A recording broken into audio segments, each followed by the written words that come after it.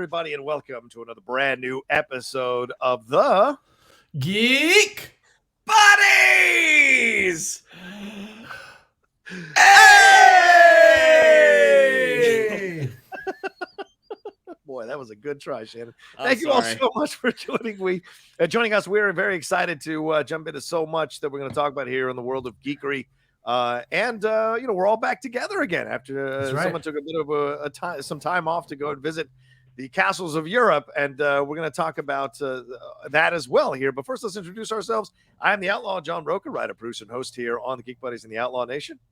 I am Michael Vogel, writer and producer of animated TV shows and movies, and castle person, hunter, searcher, explorer. Hi, it's morning. I'm having coffee. It's good. It's good. And this is Shannon McClung. I'm a television actor and an animation writer, where if you go to Netflix right now, you can see some of the things that I wrote along with Mr. Michael Vogel, who's in charge of the whole thing, Strawberry Shortcake, Berry in the Big City, available on Netflix now. Congratulations, boys. That's so awesome. Such great news. Big shout out to Carbon Health, who sponsors and powers the Geek Buddies through the Outlaw Nation. Thank you so much to Carbon Health. If you have been thinking about getting yourself checked out or been traveling to Europe as our fellow Geek Buddy did, and you want to get tested, the best place to go is to Carbon Health. Go to carbonhealth.com, see all the virtual ways that they can help you out with any health-related questions and the actual in-person ways they can help you out as well. They got 100-plus locations all over the country, 50-plus locations. Sorry, here in California. Sorry about that, y'all. Maybe I need to go see them right now. But yes, so much to take care of. They believe in personalized experience with healthcare. You get a physician that follows up with you, checks in on you, and they've also got an app so you can have a doctor in your pocket, or a doc in the pocket, as they like to say. Doc in the pot. Check in all your stuff there. So go to carbonhealth.com today and get checked out. But let's start with Mikey. Mikey, let's check in with you. You've been to Spain, you've been to England, you've been all over the Europe continent. How are you feeling? How was the experience? Any Geek Buddies fans there in Europe? There were some Geek Buddy fans gave me a shout out when I got to London on Twitter. So hello, everybody. It was nice. But yeah, a friend of mine was turning 40. He had never been to Madrid. He wanted to do it. So about 15 of us went to Madrid for about 5 days, ran around. I'd never been to Spain before. So that was a lot of fun. And then hopped over to London, which, as Johnny knows, is one of my favorite places. That's where Johnny and I became best friends when we were roommates in a small flat on Great Russell Street. So it was great to go there with some friends, saw some shows, ran around, drank in some pubs, hung out with gay people across the globe. Nice. It was a lot of fun. It was really great. Hadn't really traveled for most of the pandemic. I'd gone to see my sister in Denver for a weekend, but other than that, hadn't really flown anywhere. So doing a big international trip, it was good. It was good to get away. It was good to get a break. You kind of don't realize how much you need a break sometimes until you just take a break from your regular schedule. And then about halfway through, you're like, damn, I really needed this. And then about 3/4 of the way through, you're like, damn, when am I getting back? Yeah. Yeah, it was a long trip. By the end, it was a little crawling to the finish line, ready to get home. You can only drink every day for so many days. And then you just got to take a break. It was a good time, and just seeing geeky stuff all over the world always makes me happy. I don't know why. I get like seeing all the posters for movies in different languages and like popping into a movie theater. Even like the last day we were in London, we went to go see Secrets of Dumbledore, which okay. Well, we figured we were in London, and we figured it wasn't gonna be a good movie, but at least this would be a fun experience, which it was. But boy, that movie is about as thrilling as J.K. Rowling's Twitter. Like it was no good. So it was a really, really good time, but I missed my buddies. I'm glad to be back. Nice. Shannon, how are you feeling as we go into this show today? Are you okay? You recovering? Well, it's a little on the earlier side for us. I did have some goings out last night. Nice. And it was like dinner. Like we were having dinner, me and a few dudes. But it's one of the main cook was Australian. It was Mr. David Piggott, who Johnny knows. Oh my God, David! Wow, yeah. And right. So he just an incredible chef, but also like he had this whole evening planned of different alcohol. So we started off drinking beer, which is sort of my go-to. Right. Then he's just like, hey, let's have an espresso martini. And so I was just kind of like, okay, that's excellent. So I tried that, and then we had red wine with dinner, and then he poured us all a whiskey, and I'm thinking, this is a lot of mixing, which is a young man's game. And then because he had made this great meal, a few of us went to a bar afterwards. I'm like, well, I need to buy a round of drinks. I brought the wine, but I need to buy a round of drinks. Right. And so I had one more beer, and then I had like a mile walk back to my car, and I'm like, oh yeah, I needed this because it was nice and cool out. But my goodness, this morning I woke up like, and I'm not in bad shape, but I doubt you can hear it in my voice. Are you not though? Are you not though? Comparatively to how you gentlemen have seen me in the past, this is not that bad. It's just waking up and shaking the cobwebs off and being like, oh, that's right. Yeah, I can't do this like I used to be able to. Yeah. David is a barrel of an Aussie, and he goes hard and parties hard. So I know that from my own experience, which is why I always knew when I went out drinking with David, I had to clear the schedule for the next day because he likes to go all night. So nice to hear that you I only had one really bad night. I only had one really bad night in Madrid where we woke up the next morning where it was like, oh, what was that? What happened?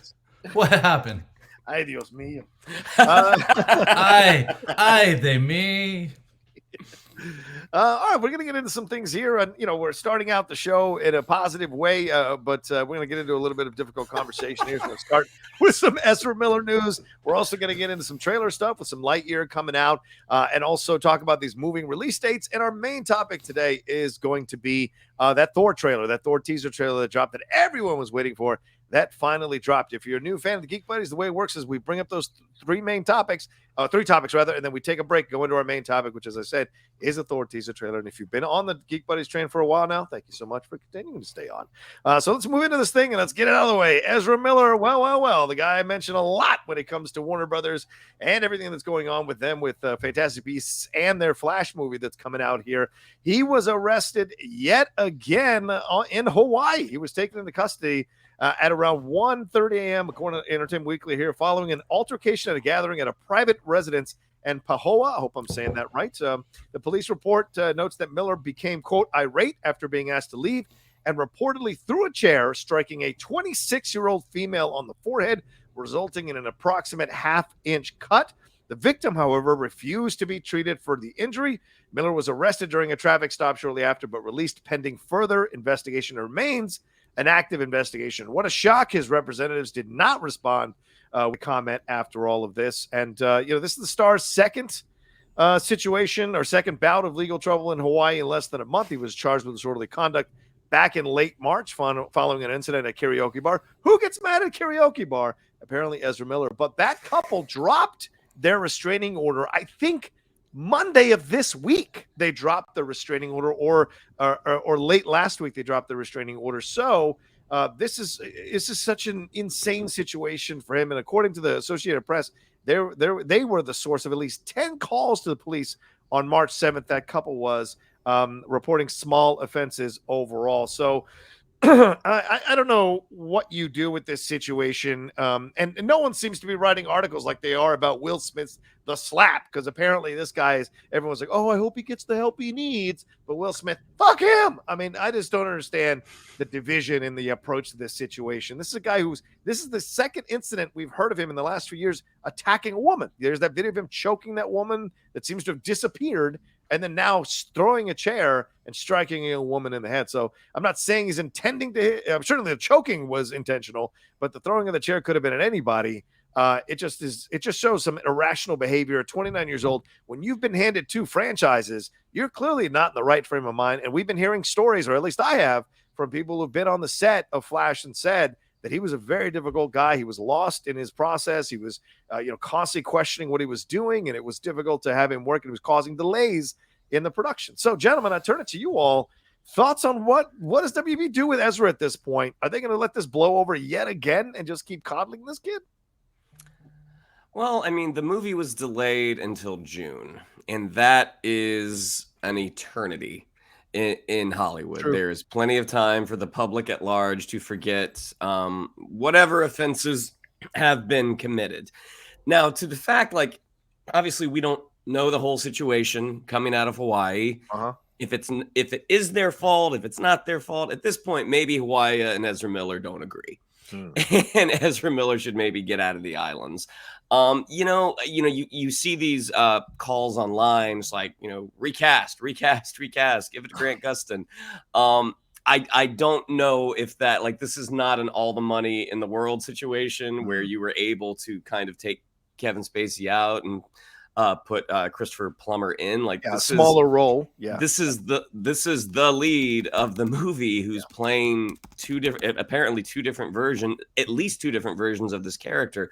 Recasting seems like nothing's impossible, but it seems like an incredibly expensive endeavor. I don't know. I mean, you brought up a really interesting point, John, about how people were so willing to just kind of, turn their backs on Will Smith. But with Ezra Miller, it's like, oh, we hope they get the help that they need. There is a bit of a double standard there. Yes. I mean, obviously, neither one of these individuals was right in what they did. No.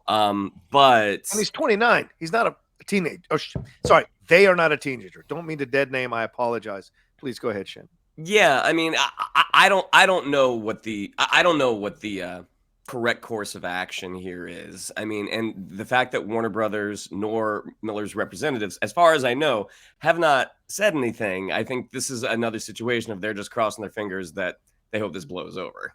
Yeah, Mike. I mean, I don't know, Mike, if you've dealt with any of this, any troublesome behavior with any actors on projects you've been involved in, but what's your response to all this? I mean, one incident you can say, okay, they got drunk at a karaoke bar, they got upset and whatever, even though the reports are that he broke into their bedroom and said, I will bury you and your slut wife. That's what they claim that he said. So that's some pretty angry talk to have there.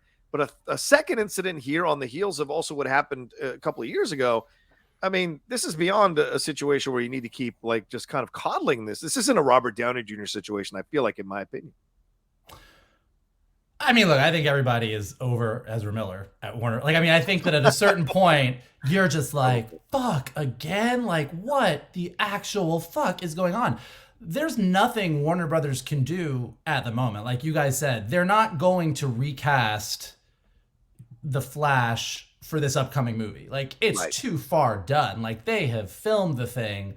Ezra Miller has played the role. Like, doing the amount of money it would cost to recast him for this movie is just it doesn't make sense. It would make more sense to just be like, fuck it, just bury the movie. Like, we're not gonna do it.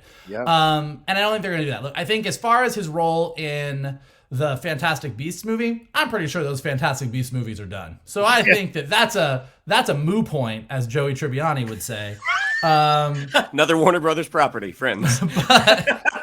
So that's that. But I think as far as The Flash goes, I think you're right. I think right now Warner Brothers is, I think any goodwill Ezra Miller might have had with Warner Brothers executives is gone. I think they have made their bed. I think that after the first altercation, you're like, okay, well, maybe it's going to go away. Maybe that was, who knows what the situation was. And after the second altercation, you're like, all right, this is not great, but I think maybe people have forgotten it. By the third one, you're kind of like, all right, like, the word on Ezra Miller is out. I think they're hoping and crossing their fingers that by June, this has settled down and they don't get arrested again. And I think after that, they'll make some big decisions. I mean, with the whole Discovery Warner Brothers merger and the way they're relooking at DC as a property in general, I think that they're trying to get this movie out. Let's get Michael Keaton in there as Batman. Let's set up Supergirl. Like, let's get all the things that we need to do that this movie is going to do for us. And then let's make some decisions. And I think Ezra Miller has between now and June to either get their shit together and do a big mea culpa and kind of do a big image makeover, or I think Ezra Miller is going to go away. I don't think that Ezra Miller is so talented, or Ezra Miller playing the Flash is so important to people. Like, you can just see the way the winds are going. I think anyone who was an Ezra Miller fan at this point has sort of, we're good. You can give us a new Flash. I don't even think it's a matter of, well, we need to explain multiversally that we're gonna bring in a different Flash from a different multiverse. Like, I think if they just recast the dude, everybody would be like, yeah, we get it. Cool. Well, and they didn't recast Johnny Depp. I mean, they recast Johnny Depp when there were issues and didn't do any kind of like explanation of why that happened. It just was. And so, why wouldn't they do that with the Flash movie with Ezra Miller? That's a fair point, Mike. Well, sorry, go ahead, John. No, real quick. This incident is right after they had an emergency meeting already on April 6th about Ezra Miller. So this incident happens after they already had an emergency meeting to discuss what are we going to do about this person. Now he goes and doesn't, or they go and do another thing, and boom, another emergency meeting, I imagine, is going to happen. Yeah. I promise you that I am sure last week when all this news broke, I am sure that Warner Brothers executives, if they could click their fingers and have somebody else playing Flash in this movie, they would do it. Like, they would be like, we are. I don't think anyone is like, but really hope they get. I think they're really our Flash, and I really hope they can. No, I'm like, they're just kind of stuck right now, and I think that they're just like, let's just make the most of it. Just deep fake Justin Long in there. Just deep fake Justin Long, for God's sakes. The technology exists. Shannon, what were you going to say? Sorry, we keep cutting you off. No, it was just talking. This is a slight tangent over to Fantastic Beasts, but I mean, I thought Mads Mikkelsen did such a good job, and I'm like, was there a line of dialogue like, "Oh, you got another new face"? Like, nope. One of those small, like, why didn't you just say that? Why didn't you just say nobody cared? Because nobody cared. Yeah. But that's what I mean. I think, like, it's great whether it's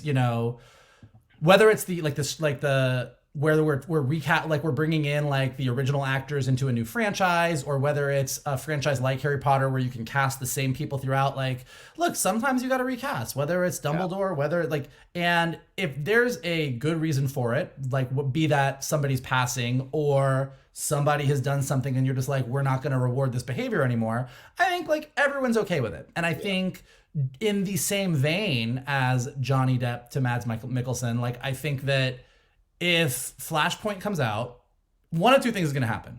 Flashpoint's going to come out and we're all going to go, holy shit, Marvel really nailed the multiverse and DC really fucked this shit up. Let's just put this under the rug and like start from scratch, right. In which case you get a new Flash. Or we're going to go, wow, Flashpoint, that was fucking great. I'm down for Michael Keaton. I love this new lineup. I can't wait to see this Justice League. You can go ahead and recast Ezra. Yeah, I think you can.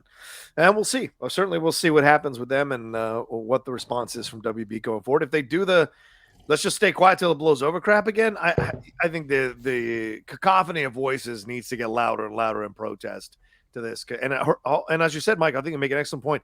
The Warner Media Discovery merger here, new people are in charge, new people are looking at this, and already there was that story, though, whether it was fake or planted or whatever, about them looking at an overhaul of DC and approaching it in a whole new way. Yet again, you've just now played into their hands and given them the excuse to move on from you, certainly. So we shall see. All right, let's move on to our next topic here. Mike, I think you got it.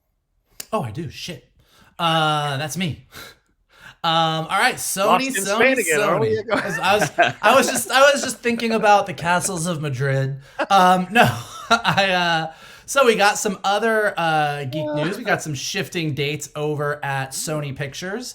They've announced their release date for Madam Web, and they have moved around dates for Spider-Man Across the Spider-Verse. So Spider-Verse was supposed to hit Spider-Man Into the Spider-Verse was supposed to hit October 7th of this year. Yeah. And it has been moved to June 2nd of 2023.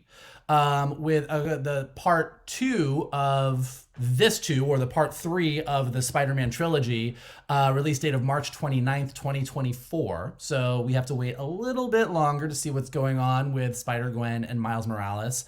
And then meanwhile, Madam Web is going to be coming out July 7th, 2023. So just 1 month after Spider-Verse Part 2. So really interesting, and they're moving up. Sony Animation is moving up an animated adaptation of Lyle Crocodile to take the place of the Spider-Verse original release date of October. So we're gonna for all you big Lyle Crocodile stands out there, you get to see him first. He's coming in October. Then we get Miles Morales Part 2. Then we get Madam Web in July. And then the following year, we get Spider-Verse Part 3. So obviously everybody's very sad because even just that quick teaser that we got of the next Spider-Verse movie kind of blew everybody's mind. Everyone's super, super excited about it. And the fact that we have to wait a little bit longer sucks. Nobody really knows why they moved these dates. Maybe they're really excited about Lyle Crocodile. Maybe they made some changes to the movie. Maybe the movie just wasn't done, and from a production standpoint, they needed more time. Maybe for some reason, because God knows what they're doing with all their Spider movies, they really wanted Miles Morales to come out 1 month before Madam Web to kind of get people excited for Madam Web, because obviously with all of the Spider-Man properties, despite the fact that they make money, creatively, I think that everyone would agree that the animated Miles Morales movies are the top tier Spider-Man thing that Sony is doing. And Venom and Morbius and Madam Web and Kraven and all the other weird things that they are planning are not quite on that level. So that is the shift in dates. What do you guys think? Do you have any thoughts, suspicions, ideas? I mean, generally, when a movie is moved from a date in October, which October does produce some successful movies, but they tend to be more horror films. You move a movie from an October date to a summer date, that generally means a lot of confidence. I mean, we want as many eyeballs to see this. We want kids out of school. Like that's sort of what that move generally indicates. Now, there are plenty of times where I think the Kingsman at one point had a summer release date, and I wasn't a fan of that movie. But I also wonder if they want it closer to that next chapter. If you have one coming out in June, then the next one coming out in March. I mean, that's less than a year. That's 9 months. So is that possibly the reason? It could be that they want those two chapters as close together as possible. With Madam Web, the fact that they're releasing that in July, I mean, I think that is the appearance of a lot of confidence in the movie. I mean, At one point, Morbius was supposed to come. I mean, granted, like Morbius isn't a great example because it had sort of bouncing release dates, partly due to COVID. But I mean, I think Kraven is scheduled for a January release January date. 13th. Now, in general, mid-January is not where you put your heavy hitters. In general, like obviously there are exceptions to every rule, but the fact that they're putting it, around July 4th, I mean, that says that they've got confidence in it. And I do think it's interesting that across the Spider-Verse, I mean, it's very possible that you could introduce a Madam Web character, and then a month later you have the live action version coming out. That's certainly possible as well. Yeah, that's my. Oh, go ahead. No, I'm sorry. Go ahead, John. Just real quick. If they're moving them around because it fits the schedule and what they're trying to do, and they have an overall plan with how they want to roll out these animated films and connect them to the live action universe, then it makes sense. I got no problem with that. And more time with animation is, you two are obviously more seasoned behind the scenes in the animation stuff, but for me, more time with animation is not necessarily a bad thing. You can try new technology that comes out. You can try new things. You rejigger the story to fit what they want to do here. So maybe the Morbius reaction has been strong for them. Maybe there was something there with that they were messing around with in the Spider-Verse. I don't know. So, but either way, it sucks. But it's been very interesting to see how many things have been moved that are related to COVID and not related to COVID. I mean, I feel like there's been a lot of moving pieces over the last few years with these, and specifically the superhero films in their approach to things. So clearly they want to kind of establish something here with how they're releasing all these films so close to each other, as Shannon mentions, with Kraven in January of 2023 as well. So yeah, it sucks that we don't get it this year, but then again, I mean, we're getting used to not getting things in certain years and waiting, for it to finally come out. Yeah, if it wasn't for the Madam Web part of it, I would just assume like they needed more time. They were running a little bit behind just from a production standpoint. They just really wanted to do some more stuff. I do, and I could be completely wrong on this, but it seems like a very Hollywood executive thing to do, to say, well, hey, everybody's into the multiverse. We put a bunch of Spider-Men in No Way Home, and that worked really well. Everybody loves our animated Spider-Verse movies. If we can tie what Miles Morales is doing into Madam Web, who is a part of the Spider-Verse story originally in the Spider-Man comics anyways. Right. Good If point. we can sort of tie her in and do something that gets people super excited, so almost like, oh, you loved Spider-Verse Part 2, you don't get to see Part 3 until March, but if you see Madam Web next month, you're going to get a little bit more info. Like, that seems a very Hollywood executive way to sort of be like, let's make sure we get people in on this Madam Web thing. Yeah. Fair point. All right. So we'll keep updated on that for sure and see if there's going to be any more movement as we go along here if a Morbius sequel gets announced. It wasn't that bad. It was not that bad. I don't care what anybody says. All right. Shannon. I don't disagree with you. I don't think it was the cinematic pariah that it has been labeled. Yeah. It was no worse than Green Lantern. It's still not good, but fair. I think that's fair. It was not the crime against cinematic humanity that it has been portrayed. Venom was. Anyway, all right, go ahead. What are we up to next? On to our last category, trailer. Oh. Just one. Okay. 2 months out from the release of Lightyear, we get a very, very long, very revealing trailer for what this movie is going to be. Very, very confusing move in my opinion. I feel like the audience, like, they were there for this, but what they're showing us, I mean, we get a lot of looks at the supporting cast. Really good look at the character Taika Waititi is voicing. This movie looks great. It looks like it's going to be fantastic, and we're really getting to see the comedic chops that Chris Evans has behind the mic. But gentlemen, what did you all think of our last look, potentially, that we got of Lightyear? I enjoyed the hell out of this thing. I had a really great time seeing this trailer because we got more of the story. This idea that he's going through this a portal that's almost like a black hole or interstellar black hole where time doesn't mean the same thing as it did before he went through it. And then he's like 60 some years later and he's talking to the granddaughter of his best friend, and the aliens have come in. It's got a bit of a Dagobah feel when he lands. The robots themselves, the evil robots, they look, like I said, Maximilian from the black hole. I've said that before. And I like that vibe that we got the Infinity and Beyond saying. That was really cool to see that coming out. We got a little more with the cat, and like you said, we got a little more with the team. So they're almost like this ragtag last survivors alive type team. And Buzz comes in, and even at the beginning of the trailer, getting him doing the mission statement into the thing, which gives you a little more of the character that we've come to know through the Tim Allen interpretation, being made fun of a little bit by the people he's with. So he takes his job seriously, and that's what makes him the source of occasional ridicule, which it was nice to see that here. And Chris Evans getting to play him more than just, this is Buzz, which he's done for pretty much the entire first few trailers or teaser trailers. This was a little more of the playful Buzz we know, or the kind of off-kilter Buzz that we know from the Tim Allen version of it. So to me, the animation looks fantastic. The story looks very, very interesting. Not much Zurg in this, so I'm very curious to see what his role is going to be in all of this and how they're going to play it out. So for me, I loved it. Mike?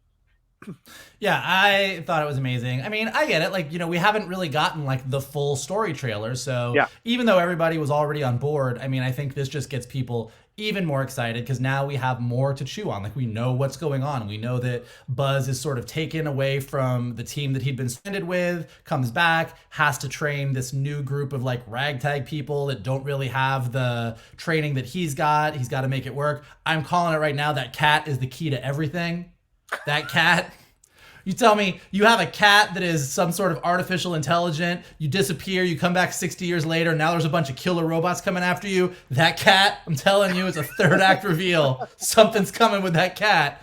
But yeah, I think it looks great. And I think to John's point, even though they really gave us a whole lot of stories so we really know what's going on, we've seen very little of these robots. Like, we've seen little glimpses of Zurg, we've seen glimpses. So even though we sort of now understand the setup, which is, Planet of the Apes with robots, like Buzz kind of goes through a portal, comes back 60 years later, there is still a ton of story that we know nothing about. So I think this looks great. I really did enjoy. I think we're going to get a whole lot of everything that your Buzz Lightyear said when you pressed that button as a kid, when you had that toy. I think we're going to get to see Chris Evans do the real version of it.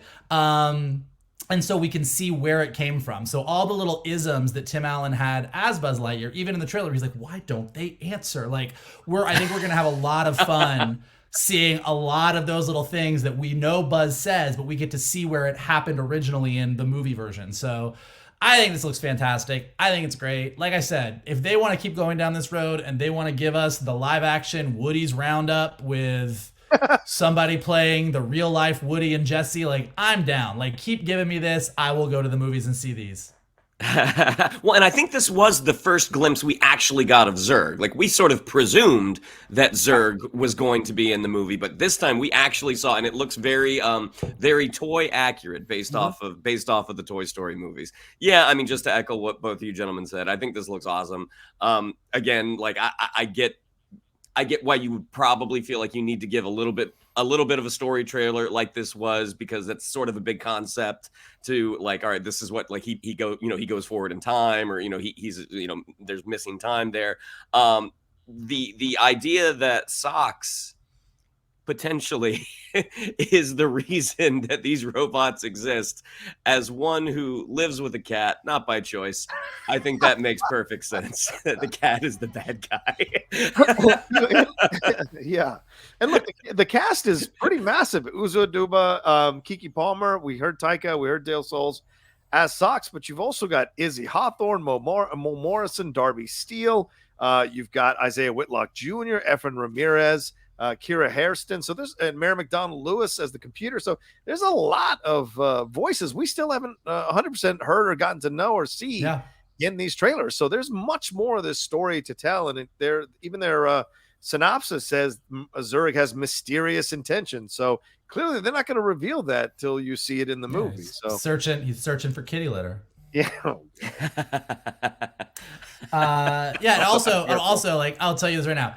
You can, as far as I'm concerned, let's just give Taika Waititi Hollywood. You can put him in every movie. You can let him direct everything. I want 18 more seasons of Our Flag Means Death. Like, just keep bringing it on. Give me more Taika. Fair points, well, we are going to get more Taika June 17th, and we're actually going to get even more Taika after that, which leads us to our main topic. Oh, there it is. All right, yeah, we're never going to talk about that. The Thor teaser trailer, that's what Shannon is alluding to, in just a second, right after this.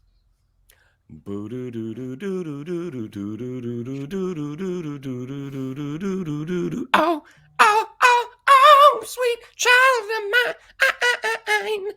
It's early. It's early. That's good for the condition that he's in, Mike. Thank you, John. Thank you for the support. You got to have put things in context. And, he almost got to those notes. Okay, it was a good try, I guess. Hey, don't get him mad. I don't want a karaoke incident. Anyway, you just asked why people get mad at a karaoke bar. They hear someone sing "Sweet Child of Mine" like that, they get pretty mad. I'll tell you that right now. Hit the right notes. Oh, anyway.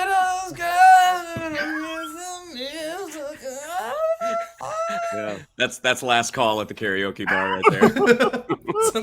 somebody get this guy out of here. He's Marla Hooching all over the stage. Get him out of here. Oh my God. It had to be you. It's not as big of a crime as bringing your own karaoke discs. I think that's the big crime. All right, let's move on. To the teaser trailer for Thor: Love and Thunder. Listen, this was an awesome teaser trailer. It's about a minute and 30 seconds, something like that we got. We got to see Thor working out with the chains, little CrossFit workout. We got his trucker hat on. I think it's his #1 Avenger or greatest Avenger. Strongest Avenger. Still, it won't let it go. But the strongest is written in Sharpie, if you notice. Like, it's not. His interactions with the Guardians with Chris Pratt, that's a really funny moment there. He's talking about people he loves and stuff, keeps moving his face in the way, which is brilliant. And then we get to see Jane Foster wielding the Thor hammer, the Mjolnir at the end there. And Jane has been working out, ladies and gentlemen. And the outfit looks pretty comic books accurate. But we also got some really incredible cinematography and visuals here at Taika Waititi returning to direct this one, convincing Natalie Portman to come back and be a part of this universe again more centrally. And we get Thor exploring the fact that he wants to put his past behind him. He wants to stop using his fists, using violence. He wants to meditate. He wants to mindfulness. He's wondering if maybe it's time for him to walk away from being a superhero overall. And we've seen this before, guys, with Spider-Man. Certainly the Tobey Maguire Spider-Man was constantly battling with whether he wants to be Spider-Man in every movie. And now we see it in the comics all the time as well.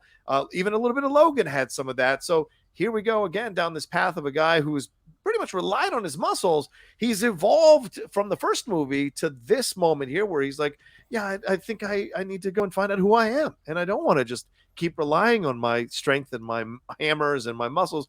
I want to see who I am. So, gentlemen, what did you think of the teaser trailer, and what stood out for you to get you excited, hopefully, for Thor: Love and Thunder?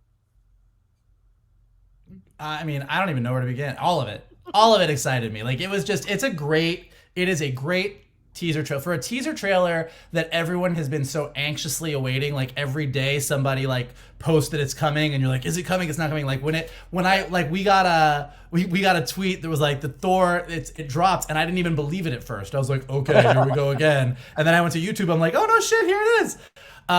It's great. I think that there's a lot going on. I think Marvel does a really nice job. I mean, we discussed this a lot with No Way Home. We've brought it up in the Doctor Strange Multiverse of Madness stuff. Like, at this point, with this many characters and this much story and this much backstory, we get these trailers and you're like, there's no way they're going to be able to fit all this into one movie. Like with Spider-Man, it was like, how are you going to make all three Spider-Men wrap up their stories, bring in all these villains, and then they did it, and it worked great. And with Multiverse of Madness, you're like, oh, we got like how many Doctor Stranges, we got the Illuminati, we've got the Scarlet Witch. And so here you kind of look at it and you're like, shit, you're telling me we're gonna have like Thor on this journey of self-discovery, plus we've got all the Guardians, plus Jane is becoming Thor, plus we got a lot going on with Valkyrie, plus we got Gore the God Butcher going around, and we've got Greek gods, and we've got this and we've got that. How is it all gonna work? There's so much, but so far their track record has been really, really good. We didn't even get a look at Gore,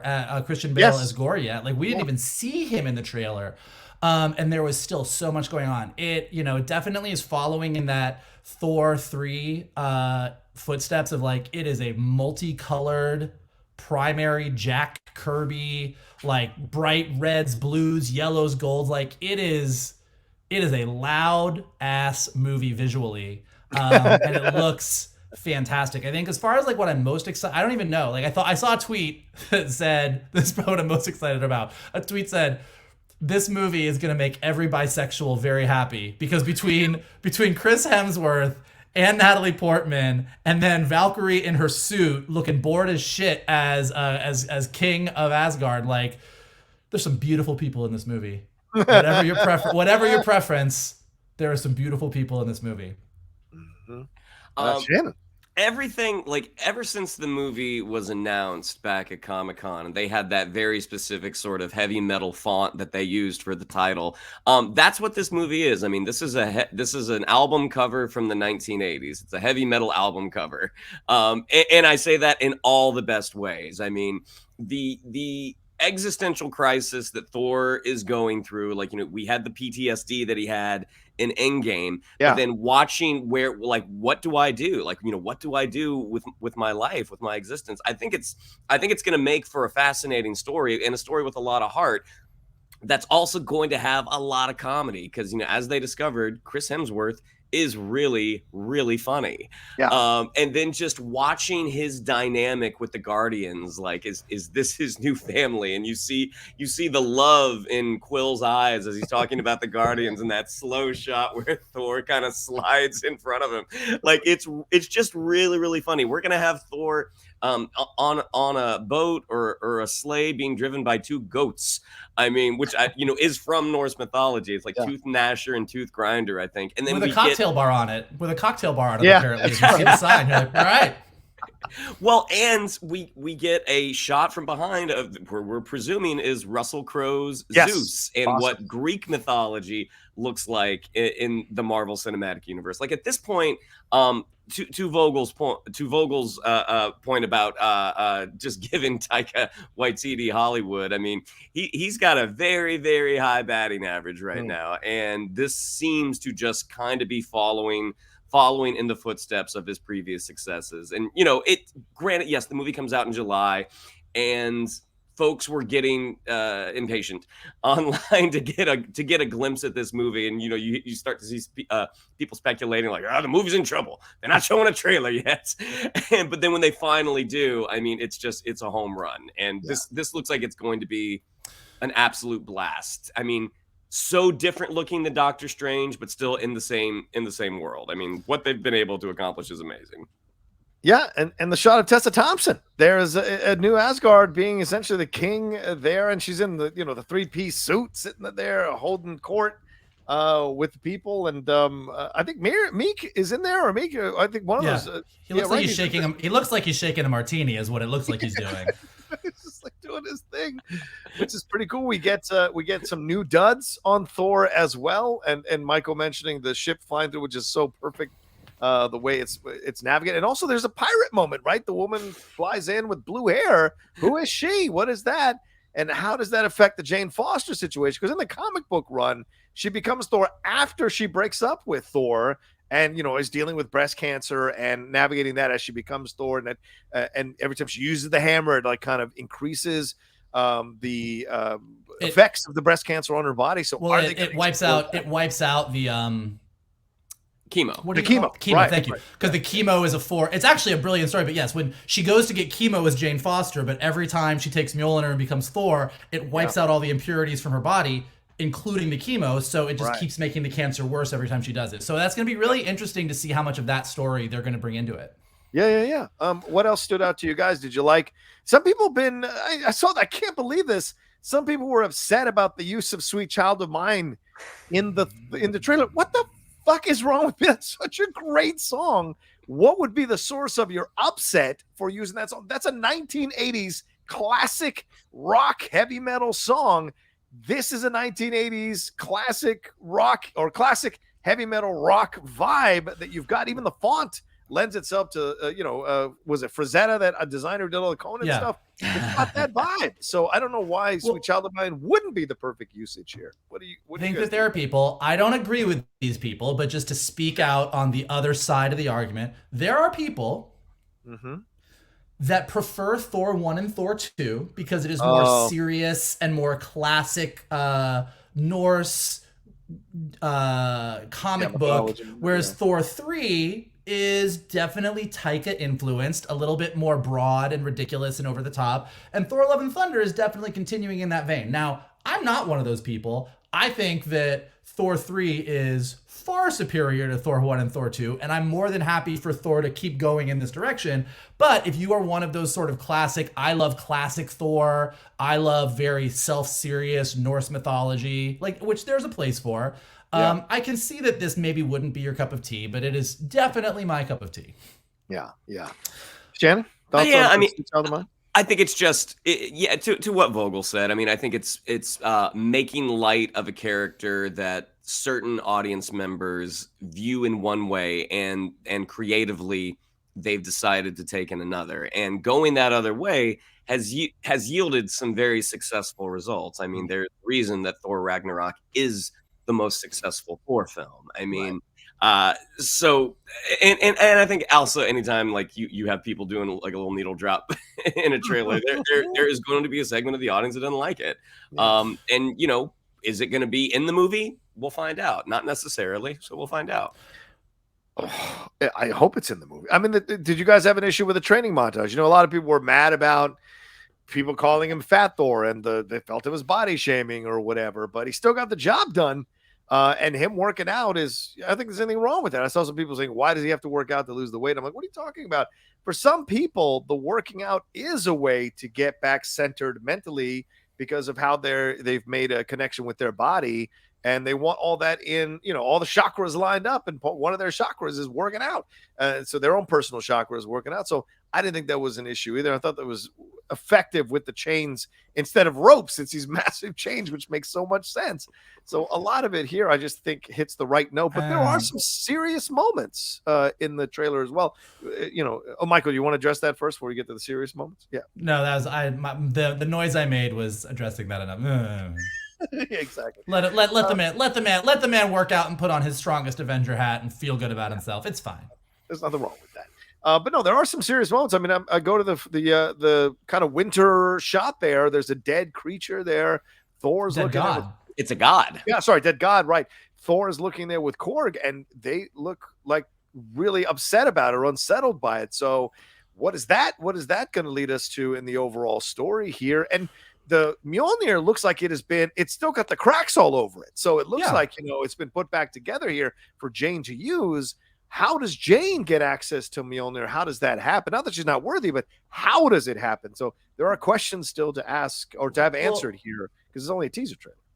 Yeah, I mean, the fun part of a teaser trailer is trying to put together pieces, much like Mjolnir, and you're never right about it fully. Like, there's always surprises. But one of the things that I thought was really interesting was when we do see that shot of New Asgard, like, they've been doing some work since Endgame. There's a bunch of cruise ships kind of parked right there, so you see a New Asgard tour bus with a picture of Mjolnir on it. So I do think, like, New Asgard is like a big tourist destination is what it looks like. You also see that a lot of the buildings, when we first saw it, it looked very typical Earth town, but we see a lot of gold-plated things on top of buildings, and it's starting to look a little bit like old Asgard. So this idea that that New Asgard is kind of a big tourist destination, that people around the world are coming to check this place out, and that's a big part of what's going on. And at the end of not at the end, at the beginning of Thor 3, when Hela breaks Mjolnir, like, that's where New Asgard is. Right. Nobody could move those pieces unless they're worthy. So I'm assuming that the hammer is still there in pieces. And you know what I mean? Like, it would make sense that that's where the hammer is. Nobody moved it.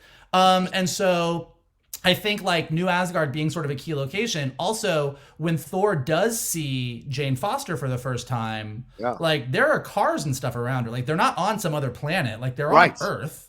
So I'm assuming, and I could be completely wrong, but I'm assuming that big fight takes place maybe on in New Asgard. And so, like, that's where Mjolnir kind of is. I don't know what brings Jane to New Asgard. Like I said, I don't know how much of the cancer story they're going to lean into. I really hope they do, because I think it's pretty brilliant. But, like, so seeing all that, but it does seem like New Asgard is pretty key. Also, Tessa Thompson as King Valkyrie looking very bored. She does not look happy. She's sitting there looking bored off her ass, talking to a bunch of human diplomats. The board and yeah, she does not look like she's enjoying her role as king. And I think that's probably going to be what drives her to go on this journey. So, like, it's going to be Korg, Thor, Valkyrie, and Jane kind of going to deal with this God Butcher thing. And, like, to your point about the serious moments, I think this is why I really do love Taika Waititi. The man is funny as fuck. Like, we can all agree that when he does stuff, but even if you are a fan of Our Flag Means Death, like, it is really, really, really funny stuff that has an incredible amount of heart. And I think that that's what we're going to get in Thor Love and Thunder, is that you have Thor, you have Jane, you're going to have them rekindling this relationship. You have Thor kind of wondering, like, what his role is. He's no longer king. He's kind of like, he wants to put Stormbreaker up.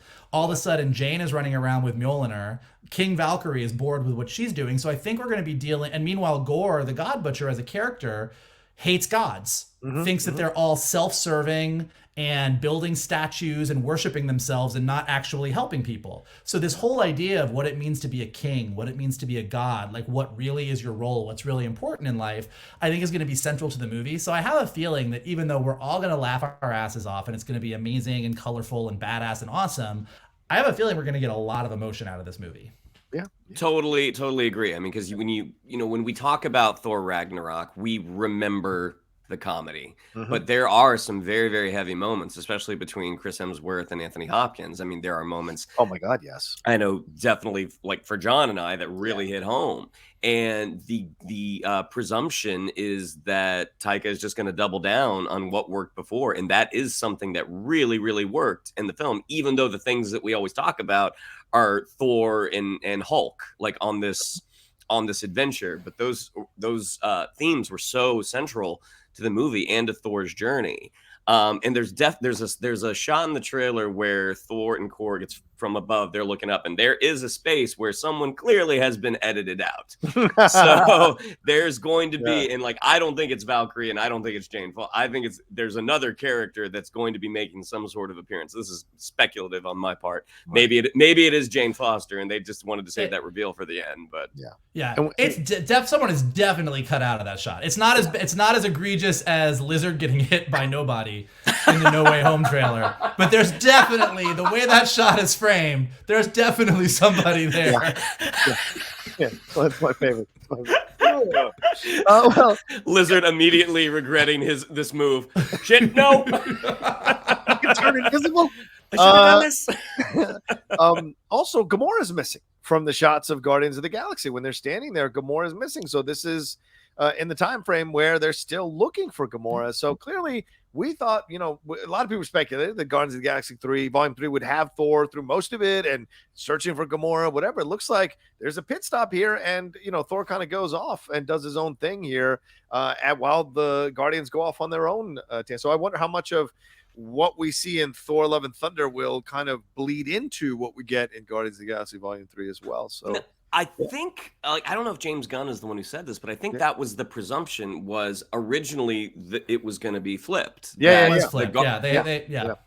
And then with COVID, with James Gunn being temporarily dismissed from his responsibilities as director, like, they had to kind of rejigger everything. Yeah. But my guess is Gamora is not going to come into play at all. That they're saving. I think that's really the story for Guardians 3. Yeah, I think that's really.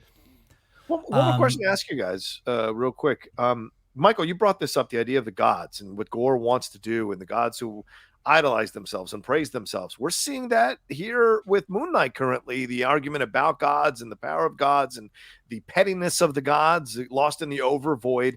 And we saw this brought up in Eternals as well. Dare I bring up Eternals, the idea of gods and planting certain things and manipulating the Eternals to believe one thing about who they're fighting when in fact it's something completely different, that they've been doing this on multiple planets. So this idea of attacking the gods, this is going to be a very interesting overarching theme we're seeing here in these Phase 4 offerings from the MCU.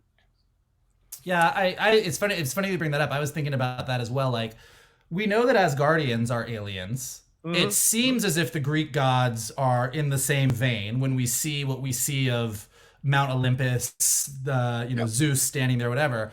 Meanwhile, over on Disney Plus, like Moon Knight, they haven't explicitly said what the Egyptian gods are. Yeah. But they definitely seem like they could be of the similar ilk as far as what their realm is or whatever. So I do think you make a good point that between the Celestials and the Egyptian gods, and now really doubling down on gods in Thor Love and Thunder, like, I don't know what we're gearing up for, but we do seem like we are defining the role of the different pantheons of gods within the Marvel universe, the cinematic universe, and what that definitively is, whether they are all aliens from different realms, like whatever we're classifying them as, we definitely seem to be filling that out.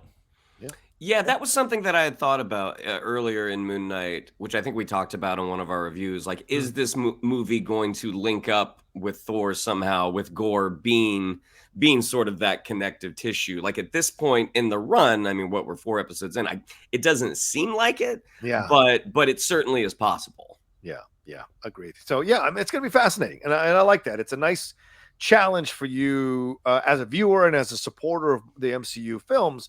They're going to take you into the next level here, discussing gods and their connections to everybody, and when exploring that idea of gods and what it means. And in a way, maybe bring it back to talking about heroes and their representation as essentially being gods who walk the earth with their power. That could be an interesting thing to kind of circle back and explore. And if Gore the God Butcher is going after the gods because they're kissing their asses, building their own statues, there's some legitimacy, kind of like with Thanos, kind of like with Killmonger. I think it's nice to see Marvel adding some legitimacy to the arguments of these villains that they've done over the last few films, that I think has changed the narrative that people used to complain about with the Marvel films when it came to the villains. They're just the opposite version of the heroes. Now we're getting some real theological discussions or philosophical discussions about the concepts that they are upset about. And I think that's going to be exciting to see fleshed out in the Marvel Cinematic Universe. I also really, I think another thing where I want to give Marvel credit, because we talk about it a lot with the new trilogy and Star Wars on the bad side, but like the passing of the ball back and forth between directors and creative teams is working really well. Like, I think pretty publicly, like it was talked about with Infinity War, like Chris Hemsworth was so thrilled with the version of Thor that he and Taika came up with in Thor 3. Like, because like we said, you really, like he was funny in Thor and Thor 2. And the Avengers movies, but Thor 3, like Chris Hemsworth really became like, oh shit, you're really funny. But then when they got to Infinity War, the Russos kind of, they needed Thor to be more serious. Like his whole family had died, he was alone, whatever. And they really wanted him to be more serious. And I remember there was a lot of articles about how Chris Hemsworth pushed back and was like, no, Thor's funny. And I think they ended up finding a really nice balance of a character who was dealing with a lot of shit and a lot of pathos, but kind of they found humor in it, and then doubled down on that with Endgame, where like, you know, big Thor is really funny, but also going through some shit. Like he's an emotional wreck.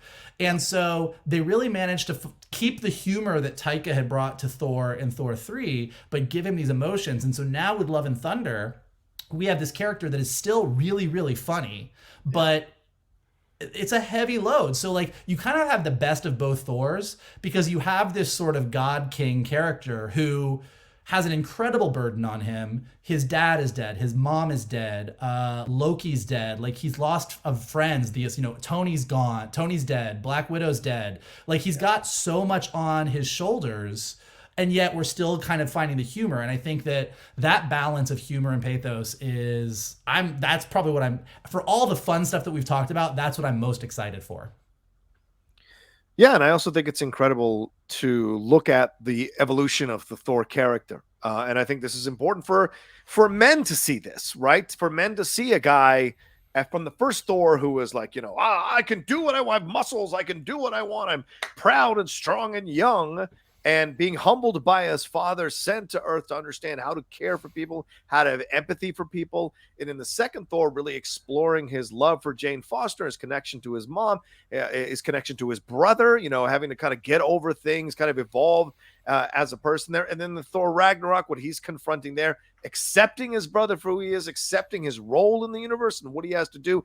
And then in Endgame, handing over control of a New Asgard to Valkyrie, because she's the one that should be in charge, a woman of color. It's a great symbolic moment, but also him navigating his depression and his mental health and all those things he's navigating in the third movie. And here we are in the fourth movie. Here's a Thor who's evolved to a place where he's looking at mindfulness and meditation and really kind of having more perspective about the galaxy, about the world that he exists in. I think this is an important thing that's working subtly under all four movies here with Thor. You can track it. So people complaining about 3 and 4, really, I think you're not getting that 1 and 2 is the setup for 3 and 4. It works. It still connects. And that character is still consistent. He's just evolving, as we all can do and do in life. So just want to throw that out there, which I'm very happy about. So, well, and before we wrap up, and this subject kind of predates the trailer by a few weeks, but there was some merchandise that had been released, and they showed what Christian Bale's Gore the God Butcher is going to look like. And in the comics, he's a little, noseless. But for at least for the marketing, it looks like it's Christian Bale in all of his full nose glory. Now, some people had a very, very strong reaction to this. Like I was not familiar with Gore the God Butcher as a character, and they're like, well, you don't pay for an expensive face like Christian Bale and not show the face. and it's like, well, meet Bradley Cooper as a raccoon. But gentlemen, what do you? Having not seen it, what do you all think? Mike? I never listen, I never have any issue with changing the look of a character from their comic book incarnation or their animated incarnation, if it's Star Wars, into a live action thing. Like, it's all about the performance. It's all about what you do with the character as far as plot, story, character, dialogue. So you listen, if you're going to give Gore a nose, give him a nose. It's cool. Like, it really is. Like, I'm more interested to see what Christian Bale does with it, which I'm imagining, just given what the setup of the story is and where it seems to be going, he's going to have a lot to play with. Kind of to John's point about giving actual motivation to the villains. It seems like there's going to be a lot to play with. Yeah, and the Jason Aaron, who was the run of the Thor comics that this is based on, he commented on it, and he said, "We haven't even gotten the first official look at the movie version of Gore the God Butcher yet. I've seen some concerns online about Gore's design based off glimpses of the character's action figure. As the guy who co-created him along with Assad, that's Assad Ribic, I'll just say that it wasn't Gore's nose or lack thereof that made him the tragic and deeply disturbed God Butcher that he was. Trust in the face of Christian Bale. Need I remind you, it's a pretty goddamn talented face." So to me, that's like the end of the discussion. In my opinion, that's the end of the discussion. I just want Gore to show up. I just want Gore to show up somewhere and be like, "I'm going to rattle his cage." That's what I want. You're a god? Good for you. Good for you. All right, let's get out of here. Thank you all so much for watching or listening to this episode of the Geek Buddies. Always remember, we are a podcast feed that is open for you to listen to anything we do here on the Geek Buddies. It's been another fun show for sure. Shannon, what do we have to tell them? Yeah, if you'd like to follow us on social media, on Twitter, it's at @geek_buddies, on Instagram at @the_geek_buddies. If you'd like to follow me on social media, on Twitter, it's at Shannon_McClung, on Instagram at Shannon the Geek Buddy. If you would like to follow the recently returned Michael Vogel, it is at MKToon. If you would like the never goes anywhere without saying goodbye John Rocha, it's at the Rocha Says. That's right. Okay, yes, thank you. Mikey, what do we have to tell them? Look, if you enjoyed this discussion about all things geeky, if you're excited about Lightyear, if you're excited about Thor, if you're not excited about Ezra Miller and you can't wait for Spider-Verse, you are our kinds of people, and we want to keep you here. And here's some things that you guys can do. You can click that like button below. You can subscribe to Johnny's Outlaw Nation page and check out all the amazing content he's got going on. Leave some comments below. Let us know what you thought. Like, what did we miss about the Thor trailer? Is there anything that we got wrong? What are you excited about? What are you excited about Lightyear? What do you think of Ezra? Let us know everything below. If you are listening to us on Spotify or Apple Podcasts or anywhere podcasts are available, definitely take a minute to leave us some stars and leave some comments, because it helps us go up in the rankings. And as always, the best thing that you guys can do is retweet this video, send it to your friends, post it on your socials, tell everybody to hang out with your buddies, the Geek Buddies. There you go. And one final shout out here to Carbon Health. Thank you, Carbon Health, so much for sponsoring us here on the Geek Buddies. As we announced last week, maybe Michael missed it. They have signed on to keep sponsoring us for the next 3 months. So thank you very much. We continue our relationship with Carbon Health. If you've got some issues going on, you want to get checked out, you want to maybe get a second opinion, head on over to carbonhealth.com. See if they've got a clinic near you. They offer virtual care and in-person care. Just go to carbonhealth.com. They got 100+ locations all over the country, 50+ locations here in California. And also, they've got over 2 million COVID tests that they've delivered. The numbers are starting to go back up. People are getting concerned a little bit. It's not a bad thing to go get tested. So, if you're about to go flying like Michael did internationally, go get tested, or you're coming back, get tested.